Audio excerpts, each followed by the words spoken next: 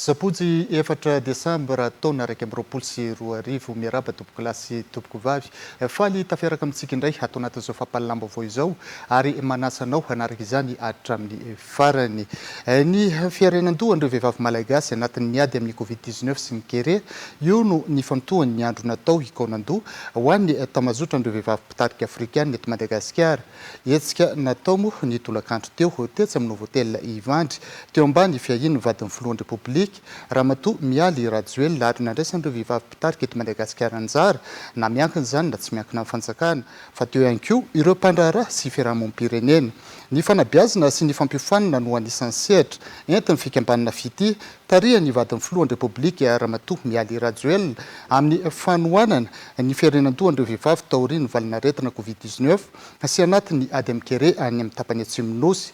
Ny antony rehetra Ramatoa Mialy Rajoelina anohana amporisika ary indrindra ampiofandreo vehivavy ndao arahantsika manontolo amin'ny fiteny frantsay moa ny lahateny vadin'ny filohan'ny Repoblika ny tolakandro teo. Je suis particulièrement honorée d'être invitée à cette journée de réflexion dont l'objectif est d'identifier les moyens pour aider les femmes à se relever face aux conséquences économiques de la Covid-19 et de l'impact du kéré. Ces deux fléaux ont particulièrement touché les femmes qui sont davantage isolées, davantage écartées. Cette journée a parfaitement sa place durant ces 16 jours d'activisme contre les violences basées sur le genre. Il est primordial de mettre en lumière l'importance de la femme dans le processus de développement et même de développement durable. L'investissement dans l'autonomisation des femmes est une voie sûre pour sortir de la pauvreté et pour une croissance économique inclusive. Chaque femme aspire à l'épanouissement de sa famille. Son autonomisation est donc la clé pour une société plus sereine. Ainsi, je m'adresse à vous, femmes, épouses, mères, sœurs et filles. Vous êtes essentiels pour le développement de notre continent, en commençant par votre foyer, votre quartier, votre ville, votre pays. Malgré la dure épreuve de la Covid-19 et le changement climatique, vous avez tenu bon. Plusieurs d'entre vous ont même fait preuve de résilience pour entreprendre. Je tiens à saluer votre courage et votre ténacité. Pour celles qui éprouvent des difficultés à se relever, des structures sont aujourd'hui présentes aux 4 coins de l'île afin de les accompagner vers l'autonomie. Que vous aspiriez à exploiter vos talents manuels ou à améliorer vos connaissances dans d'autres domaines, nous mettons en œuvre des actions concrètes pour vous aider. En mars 2021, l'association FITI s'est rendue dans les 6 chefs-lieux de province de Madagascar afin de soutenir des structures par la mise en place d'activités génératrices de revenus pour les femmes. À Tamatave, nous développons une unité de transformation mutualisée de fruits pour produire des jus, du sirop, des fruits séchés, de la pâte de fruits ou encore de la poudre de fruits. Cette initiative permet à 280 femmes d'être entrepreneurs, de gagner en autonomie et d'intégrer le secteur formel. À Fianarantsoa, c'est la filière apicole que nous avons soutenue dans la coopérative Suatanteli, comprenant 60 personnes, et l'association des femmes paysannes de la plantation théière Saint-Bavi, composée de 200 femmes. À Tuléar, des plants de moringa ont été plantés sur 1 hectare et nous avons créé une unité de transformation de moringa partant du séchage, en passant par le broyage jusqu'à l'ensachage. Dans la partie ouest de l'île, à Majinga, à la demande de l'Association des femmes de pêcheurs, nous avons construit le premier débarcadère de la ville qui permet la conservation et la transformation de poissons. Les femmes ont bénéficié d'une formation professionnelle.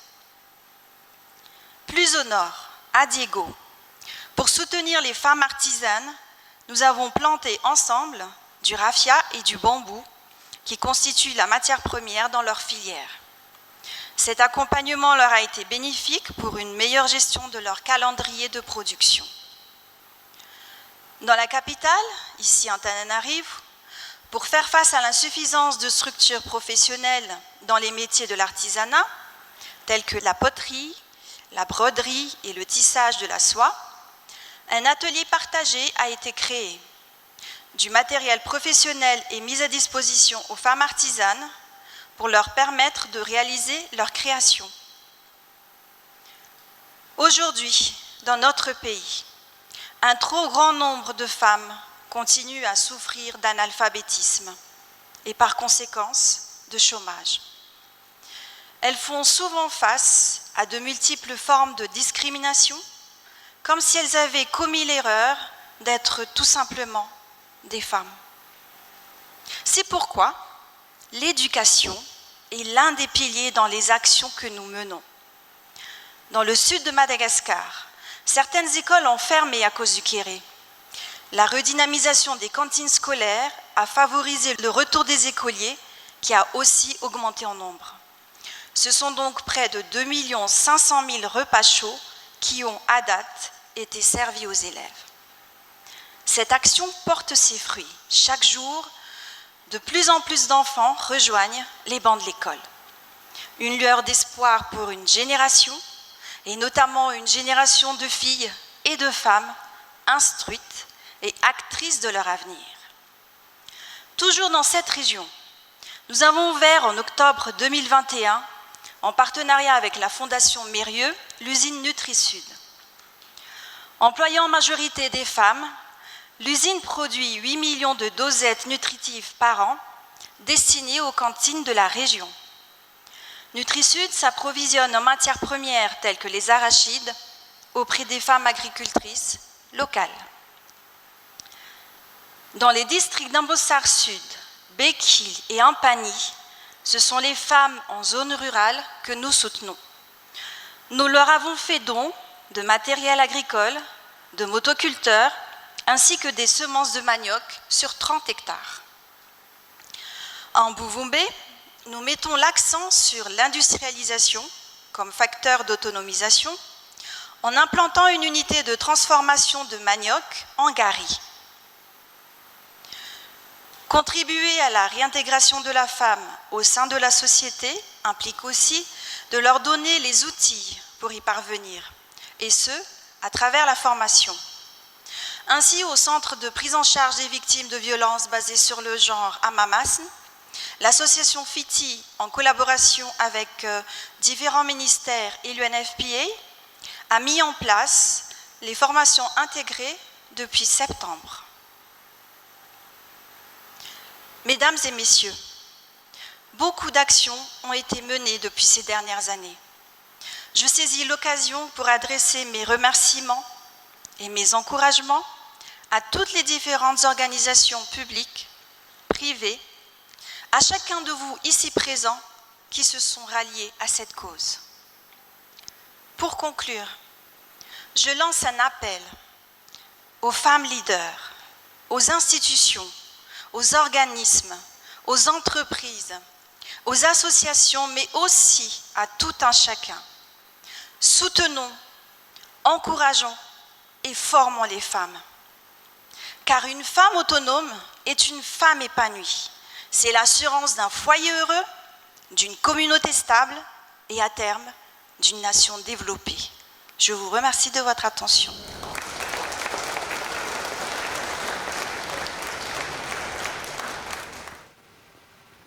Fahiny hetsikandroany moa dia tafiditra ao anatin'ny 4 andro natao iadina mierisetra mianjady amin'ny vehivavy ka vehivavy mpitarika 7 tao anatin'ireo indray anjara tamin'ny fotoan'androany no namelabelatra makasika ny anjara biriky sy ny paikady entin'izy ireo amin'ny sehatra misy azy tsirairay avy. Miaro vola tsy ferana Ando Rajandraibe.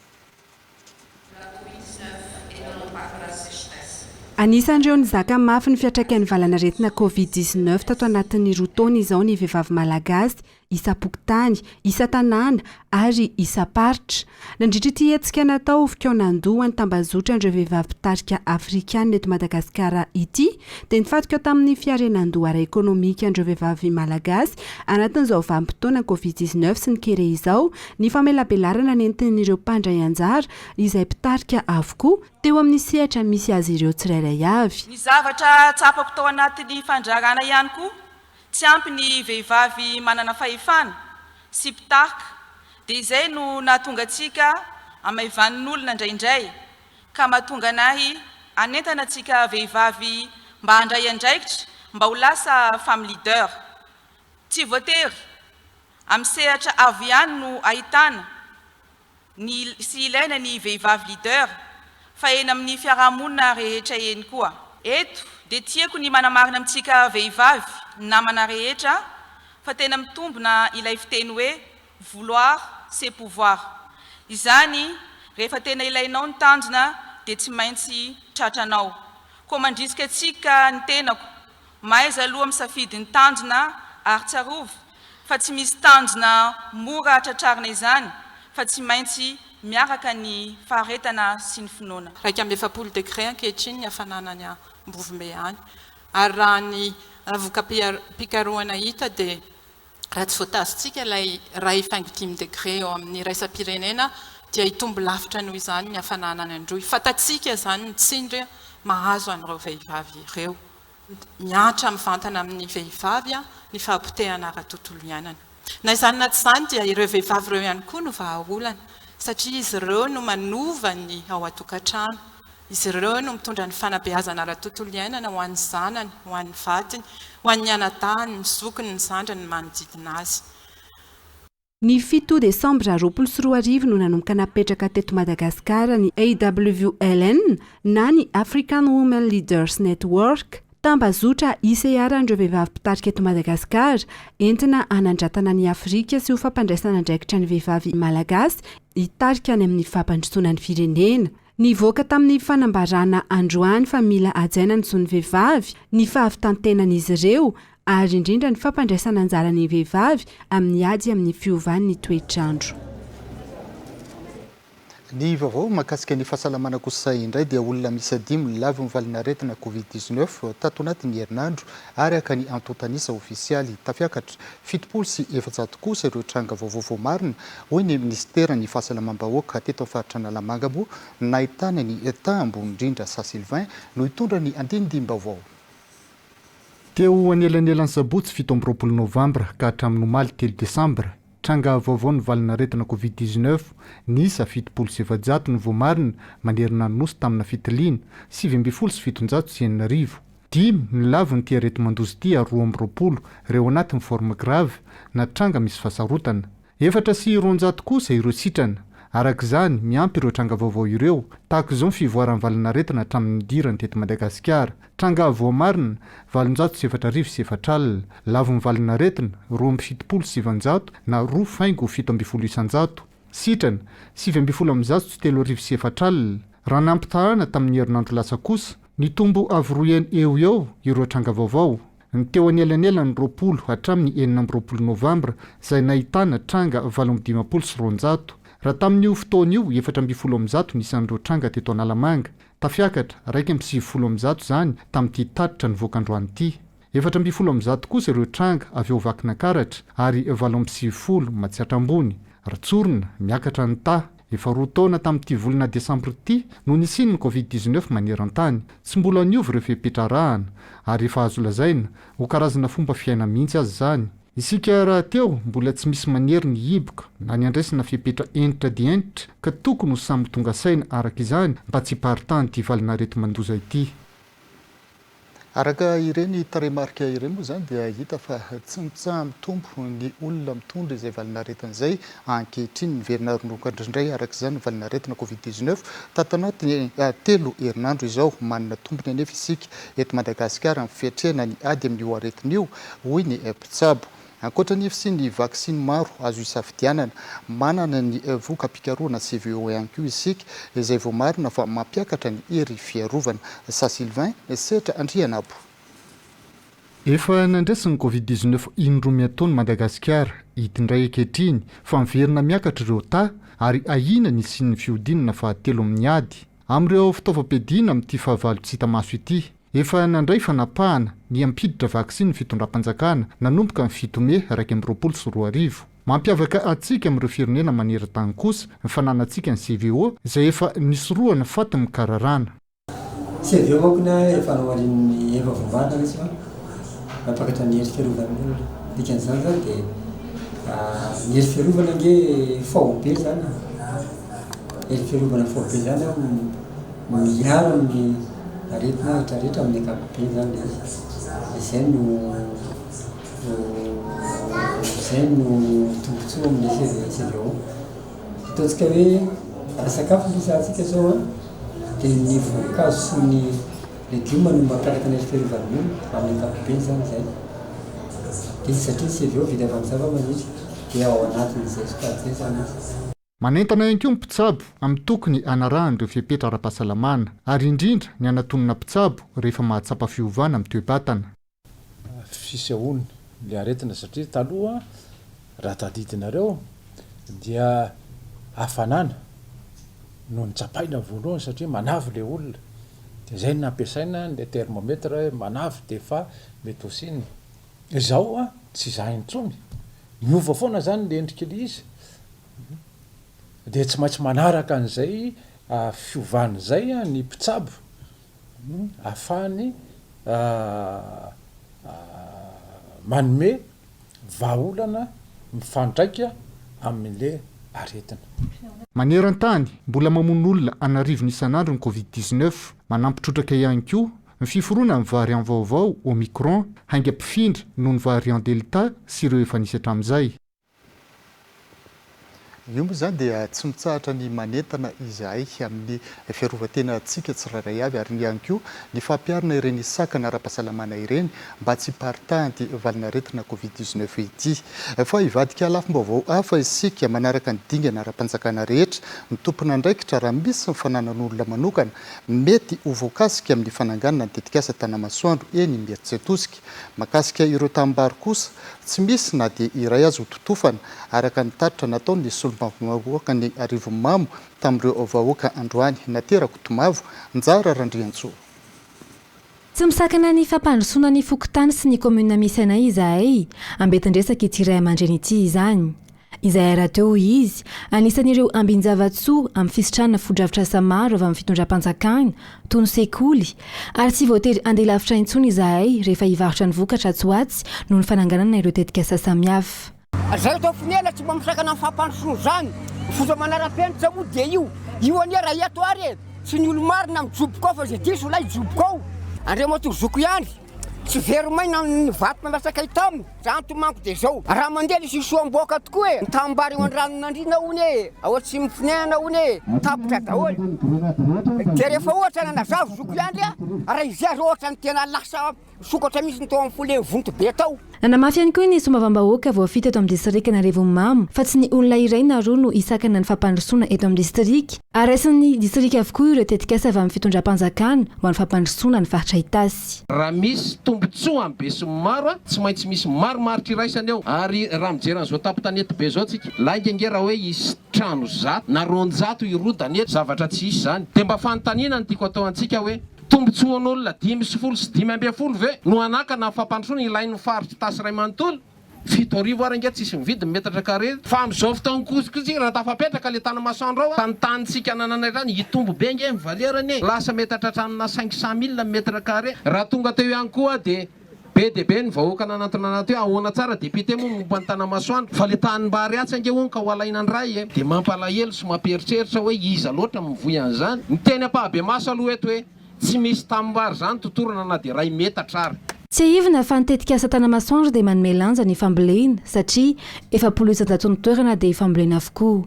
Noho izany, tsy hisy tanimbary voatotra mihitsy amin'ny fananganana ny tetikasa araka ny fanazavany avy eo anivony ny sekretera mpanjakana mididiny tanàna vaovao sy ny toeram-ponenana.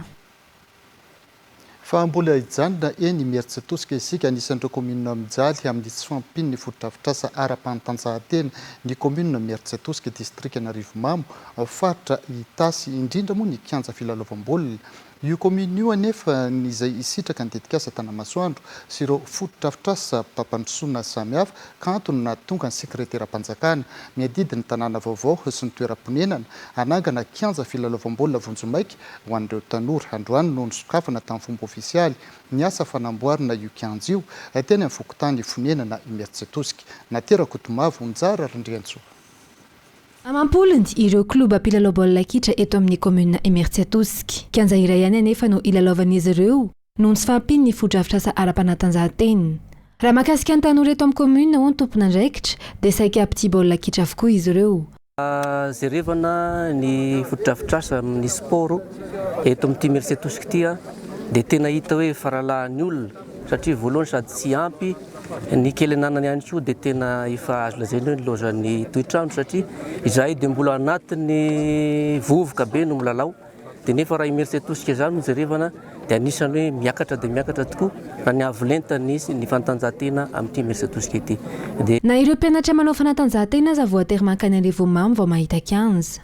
Miandrandra kianja manara-penitra avy amin'ny fitondram-panjakana noho izany ireo tanora eto amin'ny commune.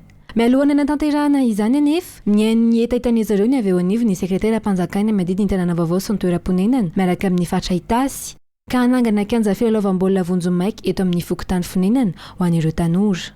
Natao moa zany ty terrain ny eto fonenana Imerintsiatosika ty terrain provisoire ihany ho an'ny tanora no ny fangatahan'izy ireo tamin'ny nisy lalao famarana an'izay. Dia nangataka ireo tanora ireo mba ray ihany no terrain fanaovam-baolina eto Imerintsiatosika nefa maro dia maro ny tanora manana talenta amin'ny baolina kitra eto. Rehefa nangataka dia nanome tolo-tanana ny ministry ny tanàna vaovao sy ny rano fonenana.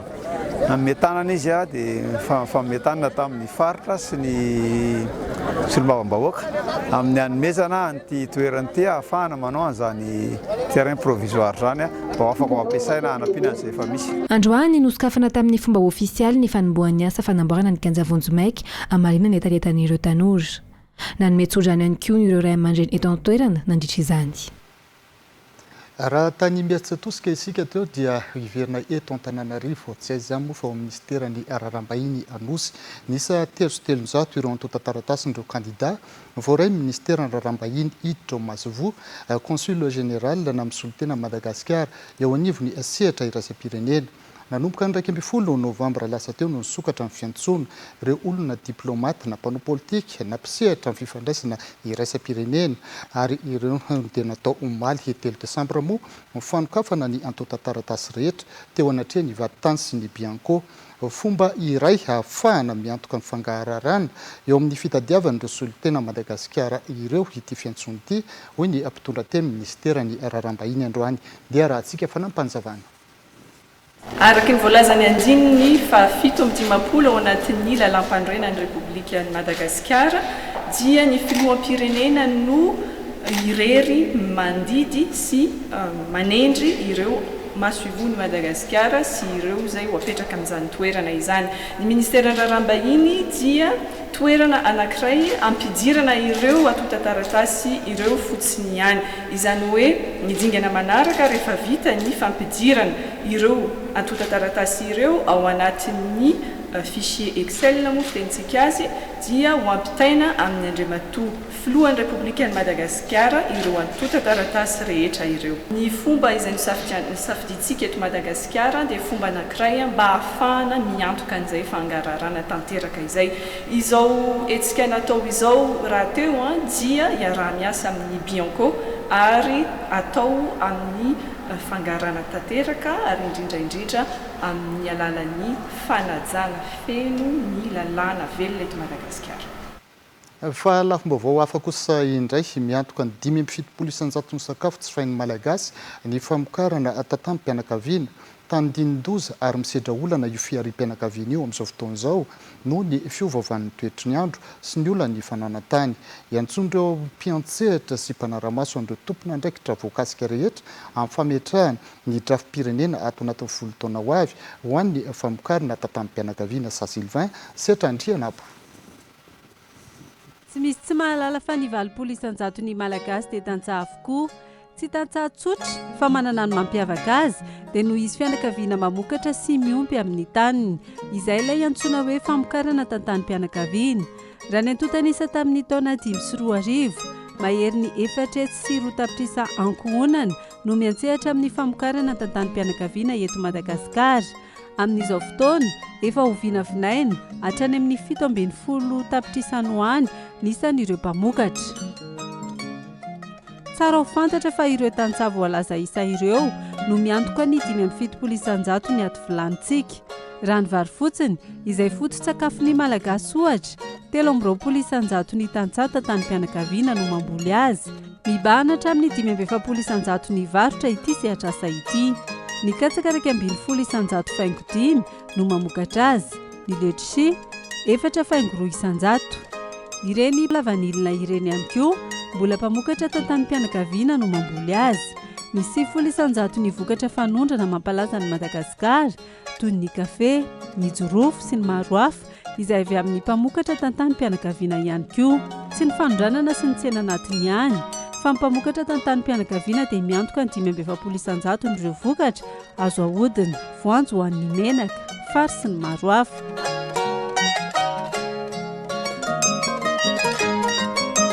Azo sika antsaina amin'izany ny mazava-dehibe ny famokarana tantanim-pianakaviana amin'ny andavanandro ny malagasy.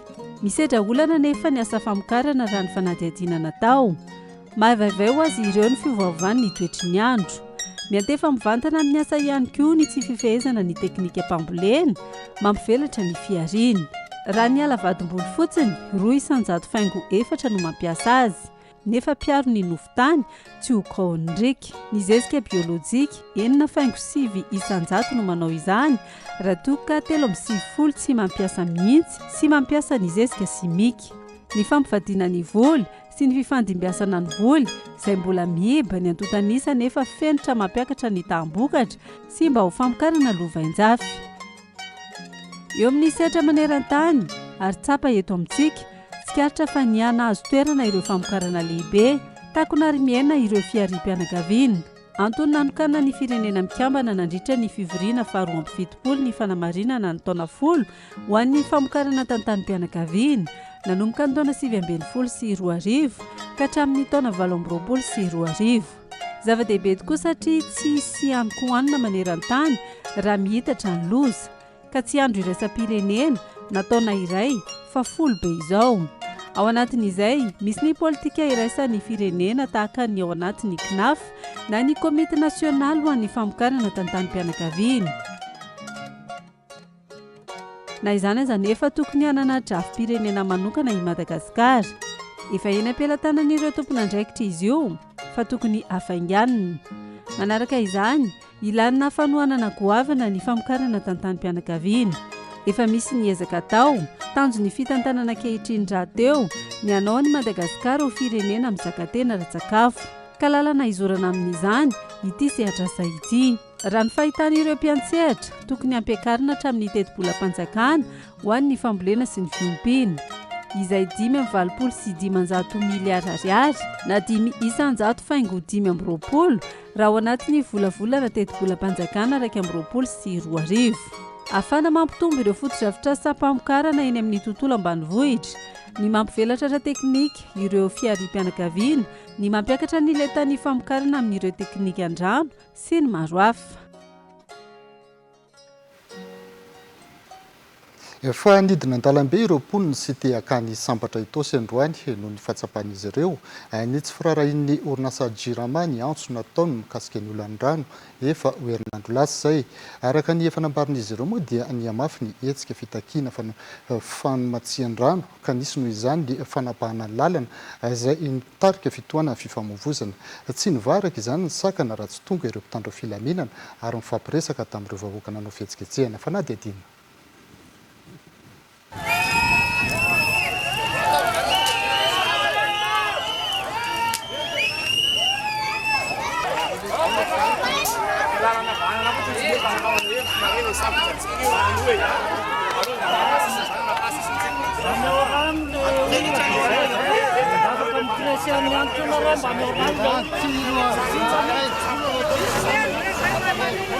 tsy novany sakana nataon'ireo mponina avy eo amin'ny site akanjo sambatra itosy raha tsy tonga ireo mpitandro filaminana araka amin'ny fanambarana nataon'ireto mponina reto tamin'ny sabotsy heriny nanamafy ny hetsika fitakiana fa matsin-drano izy ireo raha mbola tsy miaino ny avy eo anivon'ny orinasa jirama nandritry ny herinandro lasa teo iny mbola zara raha misy rano tonga ny tokantrano na tonga izao hetsika izao.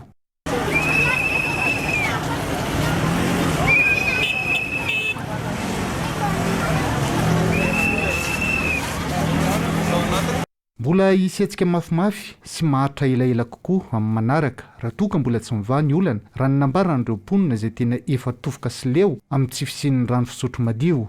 Ny androany aloha dia naharitra atsasakadiny teo eo ny fanampahan-dalana nataon'izy ireo.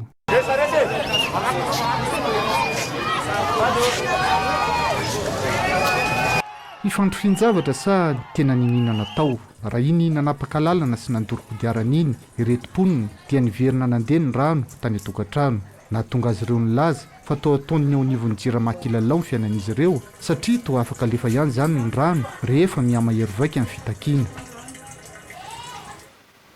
Fa efa andray telo taona izao nitrangan'ny loza vokatry ny fianjeran'ny Vatobe teny Tsimihaloanjafy ary namindrana toeran'ireo mponina ny Arambona ho any amin'ny komina Iarnarivo distrika Nambohidratrimo manao hoanary ny fiampianan'ireo Trabona na findramon'ireo amin'izao fotoana izao nidina teny an-toerana moa ny mpanao gazetinay teto amin'ny Viva fandraisana miray sy Yves Janel nanao izay fanadidiny izay. Fokotany Amboasary tanety be atao anatin'ny komuna Iarnarivo anatin'ny distrika Nambohidratrimo no misy anay amin'izao fotoana izao. Ny 4 marsa 2022 no nafindra-monina tety ireo mponina izay nianjeran'ny Vatobe teny Tsimihaloanjafy. Tao amin'ny fianakaviana Andriamasy Andrina no andray anay amin'izao 5 mianaka izy ireo no miaina atao anatin'ity tokantrano ity. Raha ny fitantaran'izy ireo ihany koa dia efa manomboka mivoatra ny fiainan'izy ireo amin'izao fotoana izao. Ndrona tamin'ny fiompiana sy fambolena izay mifanaraka amin'ity Iarnarivo reto ankohonana anisan'ny Arambona teny Tsimihaloanjafy teny taona latsaka kely izay afaka ivelomana tsara izany ho indrina ireo mpianakaviana. Tena hita aloha fa miroborobo satria mbo malalaka ihany eto sady le fandriampalema le teny antsika mbo milamindamina dia hita hoe mitatra ny fiompiana. Raha tia olo zao raha koa hoe atao hoe na kitelo teo na roa teo hoe reny ko rona kola ray na ohatran'izany dia mba maromaro any izao ka ny zanany zao fa tena maro be mihitsy. Ny dobo zany zao ny amin'ny fana io amin'ny 1,5 million io zao ny dobo anankiray dia maka zanatr'ondro moa dia alefo zany dia famarotana teto zao tamin'ny namoaka teo zay mitsena Nambohidratrimo iny any dia efa lany. Le dobo aloha eo amin'ny trondro any eo zao ny ampidirinay eo amin'ny 900 trondro eo zanatr'ondro carpe royal ndreny eo amin'ny 900 iny ampidirinay. Dia mbola averina mbola misaotra mitondra fanjakana aloha hatramin'izao fa mbola petanetsy zay na hatramin'izao dia azo lasaina hoe tamanaka. Ny fahavitan'ny tsena eto Iarnarivo ihany koa no andraindray ny reto Trabona nafindra-monina eto reto ahafahany mbola manatsara kokoa ny fiainan'izy ireo. Eo ihany koa ny fijerena amin'ny fampidirana jiro sy rano. Na izany aza milaza ho milamin-tsaina kokoa reto ankohonany reto mipetraka eto Iarnarivo indrindra amin'izao vanim-potoanan'ny fahavaratra izao. Tena tsisy atahorana mihitsy ka milamina tsara mihitsy. Hatramin'izao aloha tena hita hoe tsara zany ny ety no ny teny ambony teny zany tena tsara ety zany. Na ny rivotra tsara ny fiainana zany milamina tsara. Zay aloha dia nahita tany tena hoe tena nitaitaina satria ny aina tsy hananam-piry satria izy tena resaka aina fa tsy hoe mbarina fahafananana ny ao nisy ny alana volana na fanaova-trano sy ohatran'izany. Kanefa ny aina zany tena zava-dehibe tsy hananam-piry dia miantso ny olona any zany amin'izao aza miandro hoe tena efa tahaky be ohatra tratrana ohatran'ireny satria ohatran'ireny zao tsy maintsy nisy ny raha ambona vao nalefa ohatran'izao fa raha azo atao miaraka ampitondra fanjakana dia raha azo atao mihitsy misoroka dia mimelo zany. Trano folo ny namindran'ireo Trabona tety telo taona latsaka kely izay ary mbola ety avokoa izy ireo amin'izao. Efa misy ihany koa ny foto-drafitrasa andalam-panamboarana ety an-toerana toy ny lycée. efa ao anaty vanim-potoana ny fahavaratra tanteraka mosika izao ary afatra mafonjy ireny nomeny ray-pianakaviana antsika teo ireny fa ny lafim-baovao ny fantanjahantena kosa indray dia totosa omaly tetsamy canal olympien dotapenaka ny lanonana OPL Award eo amin'ny taranja baolina kitra niditra tamin'ny andiany voalohany ty hetsika ity ka tanjona ao anatin'izany ny irsony taranja baolina kitra eto an-toerana eo amin'ny sehatra ny mahatianina trany hofidiantsika ato anatin'ity fanadidina ity momba izay hetsika izay liva Andriamananjara Michel Rakotoson moa no mitondra izay antsipirim-baovao izay. Anarana roa no isan'ny songadina nandritra ny OPL Awards na ny lanonana fanomezana fakasitrahana ireo mpilalao ary mpanazatra mendrika indrindra nandritra iny tao mpilalao raika amby roapolo sy roa arivo lasa teo iny. Andany ny Berajo izay voahosotro mpilalao mendrika indrindra avy amin'ireo mpankafy.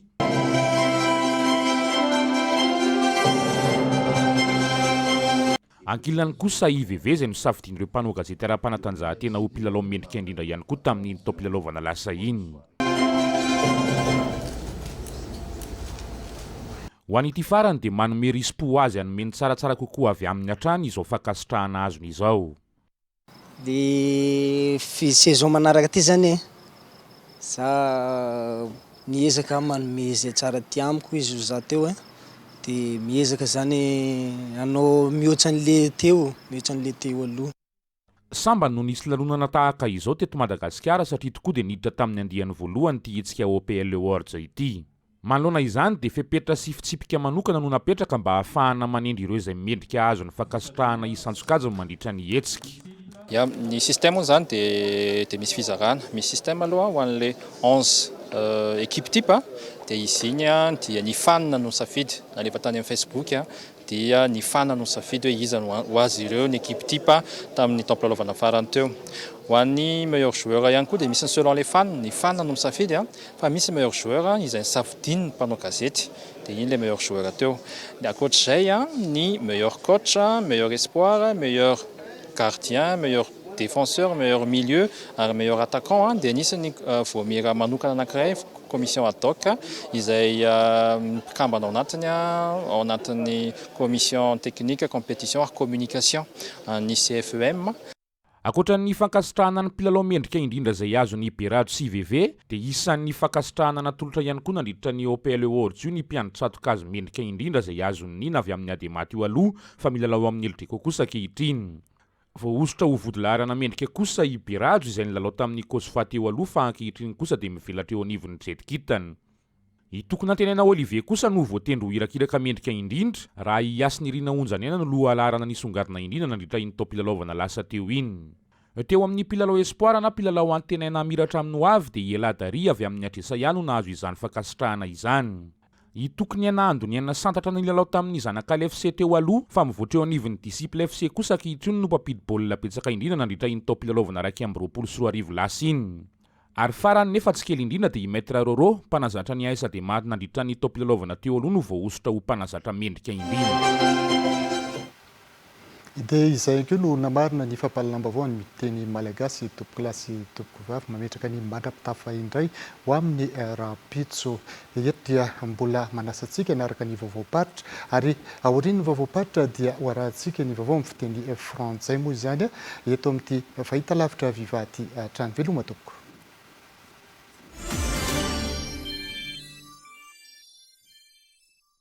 Tonga tany amin'ny ilo Antsahabe sy Betaina koa ary Ankady Mafana ao amin'ny commune ambanivohitra Betsoana distrika Mandoto ny alakamisy teo nihiraka avy amin'ny orinasa Tico hanao famaritana na délimitation ny tanin'ny mponina sy ny tanin'ny Tico ao amin'ireo ilo ireo niaraka tamin'ny mpandrefy tany sy ny vady tany Vonjomaika. Tsy mifanaraka amin'ny ordonnance nentin'ity farany anefa ny toerana tokony hanaovana ny asa. Tondra ordonnance le lycée provisoire anankiray ao Mandoto izay mandidy hanaovana délimitation na famaritana ny tany zany tany Tico izy io. Hafa ny toerana voalaza ao anaty ordonnance, hafa ny toerana hanaovan'zareo an'le famaritana. Dia ny dikan'izay zany tsy nanaiky mihitsy le vahoaka hanaovana le délimitation an'le tany eto Antsahabe fa nandahatra amin'ny farany zareo Araka amin'ny fanazavana nataon'ny ben'ny tanàna, fanaon'ny tompon'ny orinasa ny mibody ny tanin'olona tahaka izao, hany ka nanisy aza ny fikasan'ny mponina hikarakara ny karatany dia voasakana hatrany. rehefa nanontaniany be ny tanàna ny solotena ny orinasa Tico momba ny antota taratasy mahakasika ny fananany orinasany tany dia tahaka izao no nambarany. Tsy ravalomanana zay na zanany ka anana an'izay fananana zay anana an'izay fanambaram-pananana zay fa raha misy ny ilanao azy ngamera dia manatony ianao andravalomanana ka hoy hoe amin'ny mahabe ny tanàna dia mahatsapa fa misy tsindry atao aminay tompona andraikitra ety fotony tsy manana tany atao anatin'ny kominina Betsoa Andriamatora Valomanana fa Botongerina hatramin'izay nananany an'ireo fananan'ireo dia makapahan'ireo mpiasan'ny Tico ireo mivokatra miakatra ka noho izany samy joro ireo vahoaka ireo samy teny ireo vahoaka ireo iza ny makapahany amin'ny vokatra nananareo sy vokatra hatramin'izay eto amin'ny kominina antsika. Hitanareo amin'izany fa manaiky ireo vahoaka ireo fa ireo olo ireo mambotra azy. Tsy manaiky ny fandrebirebena natao aminy noho izany ireto mponina ireto ary manao antsoava amin'ny fitondram-panjakana. Tanay io tsy avelanay satria tanindrazanay tia ary hitanay fa hoe anay hatramin'ny voalohany io ka hatramin'ny farany. Fampidirana olona namany Tico amotika mbakan'ny famboleka azo vitanay asa tanamaro azo ampotehany olona avy any amin'ny piray tongonatoka aminy efa hatramin'ny heritaona dia mangataka izay efa malahelo fa misy zanakazo efa jato sery fototra efa voavononay tamin'izany. Ampanajana no anenganana Andriamatoa filoham-pirenena Jaina Andry Nirina Rajoelina izay kina amin'ny vahoaka tsy mandady arina mba hijery fotony an'izao zavatra satria mijaly ny vahoaka. Taorian'ny fifampiresahana dia najanona ny famaritana saika atao. Araka ny antota taratasy dia 700 hektara mahery ny velaran-tany voakasika tahaka izao eto amin'ny distrika Mandoto.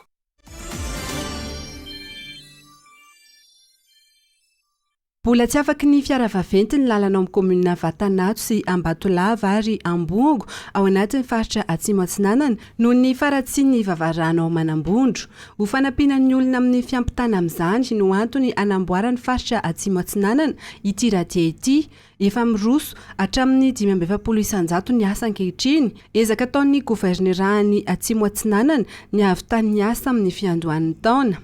Eto amin'ny fanaovana an'ity radie zay mampitohy makany amin'ny commune ny Ambatolava sy ny commune ny Vatanato. An'ity radie ity ho atolotra ny fokon'olona ny Vatanato sy Ambatolava zany mba ho cadeau de bonne année zany amin'ny voalohan'ny taona. Ato anatin'ny faritra Atsimo Atsinanana izay 7 commune dia mbola misy commune anankivalo tsy akaran'ny fiara ny chef lieu de commune ka adidinay lehibe zay zavatra zay zany ny fampiakarana ny fiara ny fanaovana ny lalana fanaovana ny reto radie na teteza mba ho azo ny fiara daholo ny chef lieu de commune rehetrarehetra amin'izany commune enclavé zany dia mampalahelo. Mamany olana amin'ny fivezivezena sy ny famoaham-bokatra ary ampidina ihany koa ny vidin'entana ilaina andavanandro ny fahavitany ity ety fa indrindra anamora ny ady amin'ny tsy fandriam-pahalemana. Ny fiarenandohan'ireo vehivavy malagasy anatin'ny ady amin'ny Covid-19 sy ny kere io ny famtohan'ny andro natao ikonandoha ho an'ny tambazotran'ireo vehivavy mpitarika afrikanina eto Madagasikara. Etsika nataony folakandro teo tetsy amin'ny Novotel Livandry teo ambany fiahiny ny vadin'ny filohan'ny Repoblika Ramatoa Mialy Rajoelina.